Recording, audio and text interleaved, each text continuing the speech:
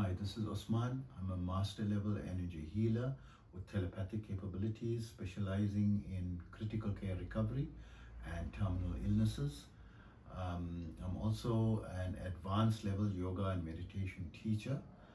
Be sure to visit my website yogawellness786.com for more information on my services. Also remember, my therapies are all natural based and not a replacement for medical treatment. If you have a medical condition, be sure to consult with a qualified and licensed medical professional in your locality. I want to discuss the anatomy of advanced breathwork or pranayama practice. Right? So, firstly, the advanced level pranayama practice can be dangerous, and it's not that there is large scale reports of danger in this field, but there's always a warning, when delving into this, that there is danger, because it's going to deal with the breath retention and increasing the amount of time that you're retaining the breath until it's going to come to a time where you're going to be able to hold your breath for longer than the fatality point, where it is scientifically said, it is dangerous and fatal if you're going to hold your breath, or possibly fatal if you're going to hold your breath for longer than 3 minutes. And we're going to be in advanced stages, be holding your breath for hours, right? Eventually, as you're developing, into the advanced level. So it's good to connect with an advanced level teacher who can help guide you. But it's not just the theoretical or the guidance itself. The teacher will impart his energy into you to help put you on a platform of safety, and you will be covered. It's like an insurance policy that you get, and also someone putting you a few steps ahead, right? Or many, many, many steps ahead, right? Because this is very important. That's the importance of the advanced level yoga and meditation teachers. So I'm also an advanced level yoga and meditation teacher. All my students, the common protocol was that I awakened their spirituality and I balanced their energies, removed the major blockages, all blockages along all the major energy centers, so that there isn't any major obstacle in the breathwork practice. So as they advance, they will not experience the negative effect of psychosis, needing psychiatric assistance, and very often, it is reported that people are being institutionalized when they experience these psychiatric problems, and because it involves the awakening of your Kundalini energy, right? And this can be a very dangerous practice if you try it independently on your own, right? So I'm just bringing this measure of caution. So of course, if you can try it, and good luck to you, and hopefully nothing negative happens to you. But a lot of people are very daring and don't try, and nothing will happen to me. And it is those people that these things, quite often, does affect them, harm them, right? So be careful in your practice and go in stages if you're gonna, adopt some of the practice independently. And I won't blame you if you're gonna adopt it, because it's so difficult to be able to access advanced level teachers, and also there's a cost involved, and you may not be in a position to be able to afford the cost, because it doesn't come.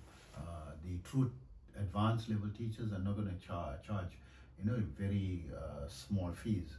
Also, I would say not very, high fees in my, opinion, but it's not the opinion of the, the general people at large, because I would say 90 to 99% of the people, or even 90%, I would say up to 99% of the people will not be able to afford, a professional, authentic, advanced level teacher.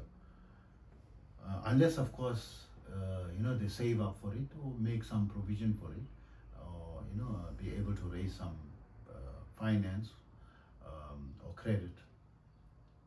So that being said, let's jump into it.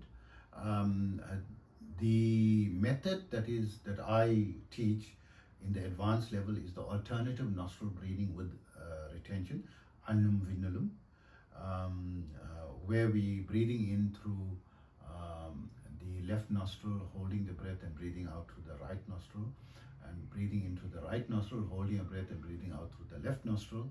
So that once you reach the left nostril again is one complete cycle, right? So I normally use my right hand. So in the traditional Vedic recommendation, the sutra, they recommend that you close your two fingers and depress with your ring finger and your thumb using your right hand. But I found no harm in opening those other two fingers, and I went to the highest level, with doing it that way. And others, because it's more comfortable for me to touch my forehead, with the index finger and the middle finger, and using still the same fingers, the ring finger and the thumb, for closing the nostrils and opening either way. So when you retain, you're going to close both nostrils with your thumb and the ring finger, right? And you can rest these two fingers on your forehead or keep it open. And even the elbow, you get tired after a while, you can use your left arm to rest your elbow, right? But it's important to be able to sit in a cross-legged position, right? Because it makes things, your focus, it improves your focus and your concentration. And I normally sit in Siddhasana, right? So you can go research online what is Siddhasana. But a quick explanation, I take my left heel, I bring it and sit, almost sitting on it, and then I roll myself over where the left heel is touching my perineum, right? Just touching or close to the perineum, and not stopping the blood flow to it. I'm not sitting directly on it, but against it. I start by sitting on it, I place myself on it and roll myself down, right? So that, and then taking my, bend my right leg forward, bring my right heel towards me, and then drop my my left knee. And then I bring my left heel, place it above my private parts, and take the toes and my small toes and push it between the calf muscle and the thigh to just wedge it into my right leg.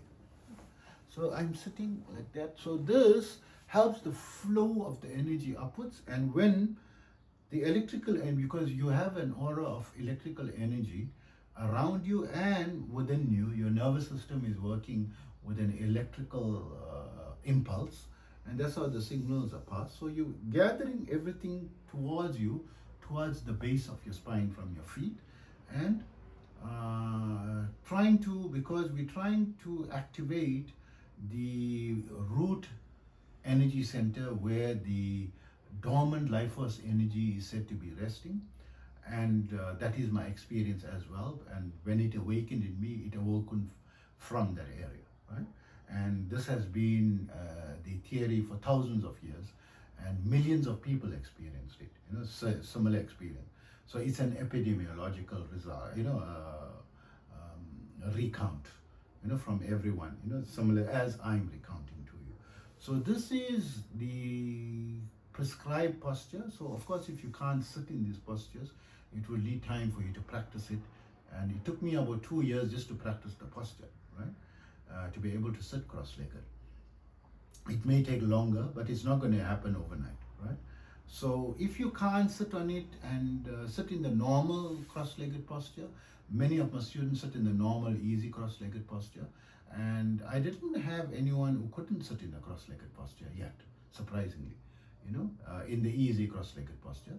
But if you have to sit on a couch comfortably, that is also, for now, that's the only way you're going to be able to do it. You can start by sitting cross-legged, and if it's become too uncomfortable, uncross. And as time goes on, you will start to improve, the amount of time that you can be cross-legged in. And that's one way of practicing your cross-legged as well as your advancement in your breath work together, and you can advance, in parallel.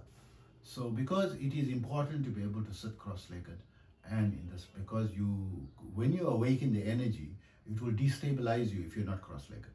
And if you're sitting in the easy cross-legged position, you still get destabilized. You have to be sitting in the Siddhasana in order to be able to control that, because it's an explosive energy. It will destabilize you. You will drop. You will fall to the floor, or you'll fall, or to the side. It will overpower you and overcome you, right? And the pranayama practice is going to do, it's designed to awaken that level. So let's get into it. You have to learn firstly the theory that you're going to breathe in. You'll start by depressing your thumb, right, into your nostril, and breathe in through your left nostril very deeply. Hold your breath. You don't open your mouth, and then breathe out through the alternative nostril. Then breathe in through the same nostril you breathe out in. Full, right? Full as much as your lungs can take, and then close it, hold your breath for a few seconds, and then for 1 or 2 seconds, and breathe out. So I'm just explaining that to you. That is the foundation, right? So there is a ratio in which you should breathe in, hold your breath, and breathe out. The ratio is 1:2:4. 1:4:2, right? So you're going to breathe in, whatever count you breathe in will be a factor of 1. And then 4 times that factor, whatever number you breathe in, is going to be the time that you're going to retain your breath. And 2 times that factor that you breathe in is going to be your out breath. So your out breath is going to be half the speed of your in breath, and the retention is going to be 4 times the amount of time it took for you to breathe in. So I've developed my protocol to follow a sequence of that any new person can start with, right? So I used to, in yogic science, we don't follow seconds, we follow count. Count from ancient times, before the invention of seconds, thousands of years ago, was like this: beat, 2, 3, 4, 5, 6, 7, 8, 9, 10. So that 100 beats is equivalent to about 60 seconds, right? More or less. So remember this: 1, 2, 3, 4, right? You're counting like, don't count too slow, right? Because you will, it's going to be very difficult then, because it's going to be, especially when you're holding your breath, you're going to struggle on the first level, right? So count like this, you ought not to struggle. So first is to learn to do 1 round, right? So the count of in-breath is a count of 4, 1, 2, 3, 4, and to breathe in as fully and fill your lungs to the maximum capability within the count of 1, 2, 3, 4, right? So your base is starting with a count of 4. So then you're going to hold it for a factor of 4. So it means hold for 16, count of 16, 1, 2, 3, 4, 5, 6, 7, 8, 9, 10, 11, 12, 13, 14, 15, 16. And then you're going to breathe out through the alternate nostril for a count of 8, which is 2 times your in-breath. 2 times 4 is 8, right? So 1, 2, 3, 4, 5, 6, 7, 8. So I'm counting, and I know you know how to count, right? But to remind you of the rhythm, right? Because when you're breathing in, people sometimes slow down their count, right? This is dangerous, right? Don't slow it down. Keep to that rhythm. Don't count too fast. 1, 2, 3, 4, 5, 6, 7, 8, 9, 10, 11, 12, 13, 14, 15, 16. To hold your breath. Count in the 1, 2, 3, 4. So let's practice the 1 round. The half a round, right? So I'll show it to you. I'm going to breathe in for 4, hold for 16, breathe out for 8. Okay, let me do it again, because I'm normally breathing in for a much higher count, so I was breathing in too slow. So let's do it fast, because when you finish counting 4, your lungs must be fully expanded.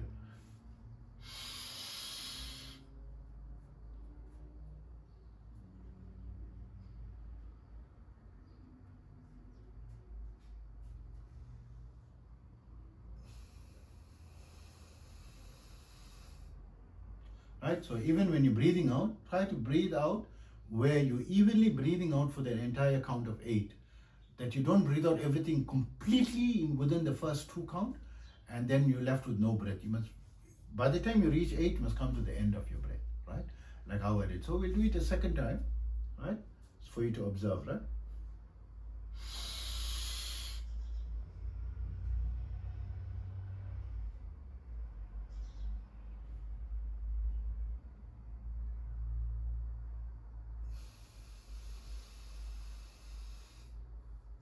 Right? So if you got that, you practice a few times, you got it. So we're going to do one complete round. We're going to go in and out, right? To the other side. So I'll do it for you.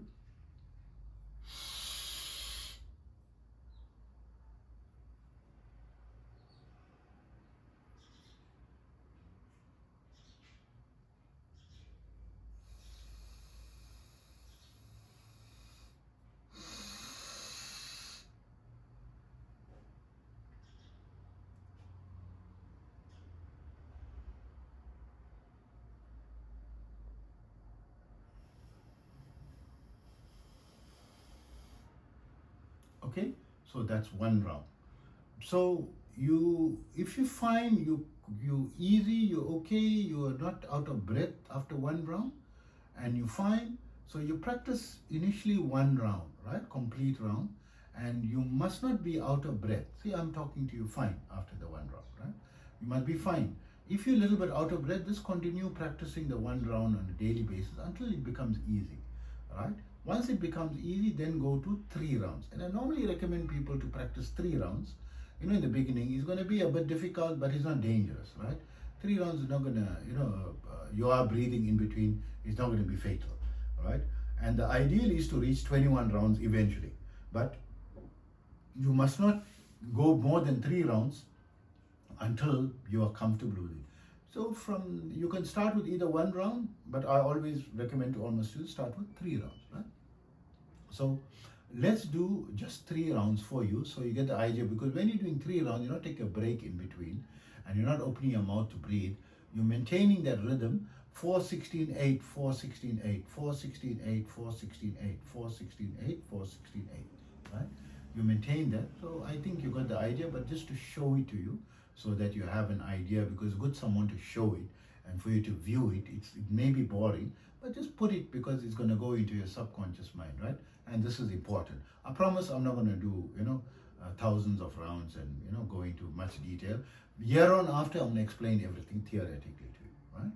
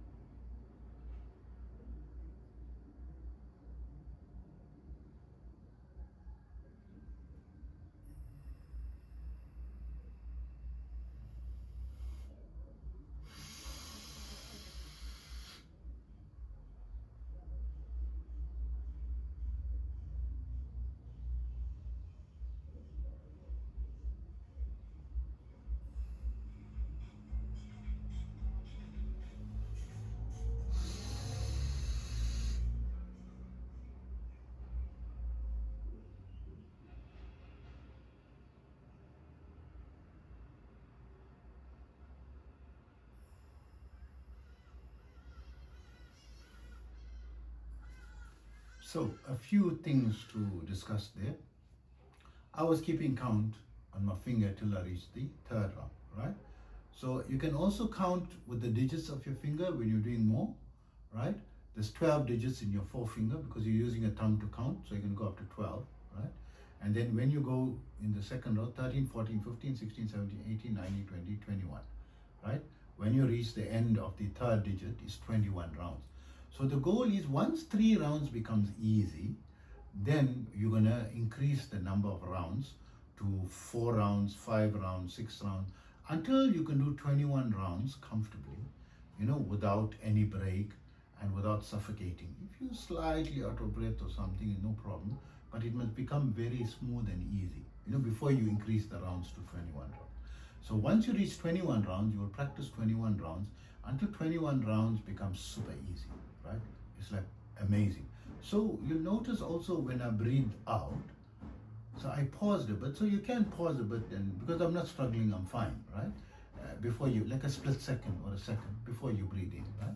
That's also okay. If you don't want to pause a bit, it's also okay, right? For the beginning, it's not important, right? And then you're going to go to also more and more rounds. So you will notice that when I was breathing out, I was not struggling when I was breathing. I was breathing out very calm, but you may struggle by the third round because you're starting to get out of breath. So it may, be a bit uncontrolled. It must become absolutely easy and controlled, because I'm practicing these things on a daily basis for a long time. So this is only level 1 and it's easy for me. Once you've mastered level 1, which means you can do 21 rounds easily, super easy, you can go to level 2. Level 2 will be multiplying the figures, the numbers that you used, 4, 16, 8 by the factor of 2. So now the first level, 21 rounds, is easy. It must be easy before you go to level 2, right?